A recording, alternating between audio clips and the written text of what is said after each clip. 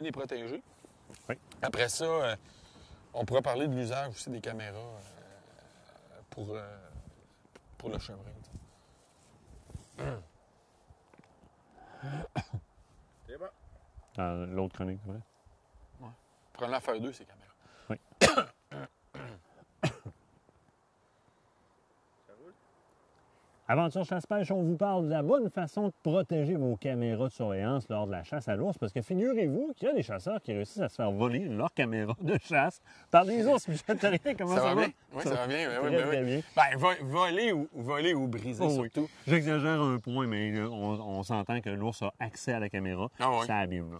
Écoute, même nous autres, en tournage, une année avec Chasse Québec, on avait mis une GoPro à commande à distance, puis l'ours, on le voit faire, là, il va dedans, là, puis tu sais comment est-ce qu'ils sont. La première affaire, il faut faire attention, c'est quand on va les manipuler. Si on manipule des appâts, du sucré, des huiles, ils ont tellement un odorat fin, là. Écoute, c'est incroyable, leur odorat. Fait que tout ce qu'on va toucher, qui a une odeur de salé, de sucré, nos mains, à la limite, notre sueur. Fait que les petits gants qu'on va utiliser pour les appâts, on devrait les enlever, puis les réutiliser une nouvelle paire de gants, plus stériles pour l'usage de caméra. Déjà, on va enlever un facteur de risque.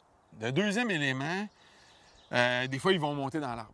Oui. Tu sais, ils peuvent se faire peur d'eux autres, puis ils veulent pas enlever ta caméra, mais là, ils se font peur, puis là, ils partent à courir.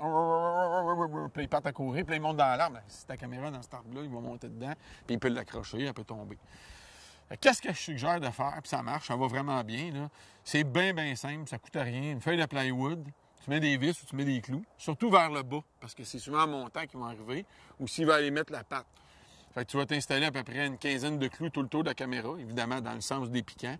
Puis l'ours, il ira pas. Il va bien voir ça, que il va se blesser. Il ne touchera pas à ça. Il ne touchera jamais à ça.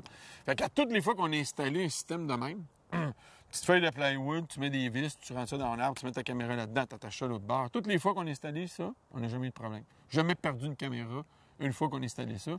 Ça prend quelques minutes à faire. Tu peux faire ça dans ton atelier, dans le garage, avant d'installer ça.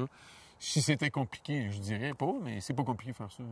Tu peux laisser les jeunes driller là-dedans, puis t'amuser, puis ils vont préparer des plaques, puis ils vont dire qu'ils ont contribué à la protection des caméras. Ben oui, donc vous le savez maintenant, système anti-vol pour caméra. Pendant la chasse à l'ours, on utilise évidemment des gants stériles à part pour le manipuler, pour ne pas attirer. Anti-vandalisme. Ouais, Anti-vandalisme, on va dire anti-vandalisme. Excellent, excellent. Merci beaucoup, Michel. C'est bon, c'est simple. On va faire le job. Si on avait une image de ça, ce serait bon.